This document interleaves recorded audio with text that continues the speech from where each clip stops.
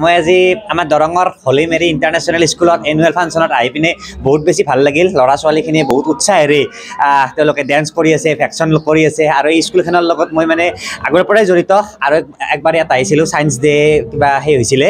তো ভাল লাগে এনেকুৱা এখন স্কুল য'ত সকলোৱে মিলি পিনে ইমান ধুনীয়াকৈ আগবঢ়াই লৈ গৈ আছে আৰু সেয়ে ক'ম আৰু মই ইয়াত সৰুকৈ আৰু কিবা এটা ল'ৰা ছোৱালীৰ লগত অলপমান কথা পাতিলোঁ, সেইটোৱে।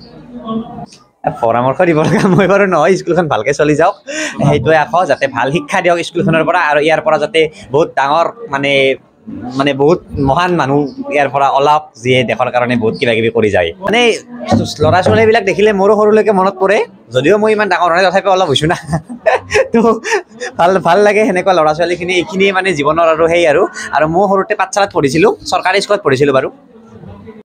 I welcome to our all honorable chief guest and guest of honors in annual function.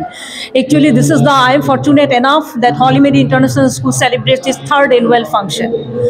Annual function is celebrated for the achievement, students' achievement, and for our teachers and all the teaching and non-teaching staffs. Actually, Holy Mary International School.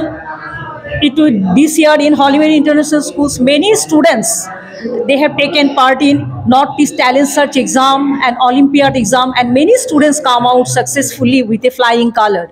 As the principal of this school, I am really very fortunate enough to have the chance to address in this prestigious moment. So thank you.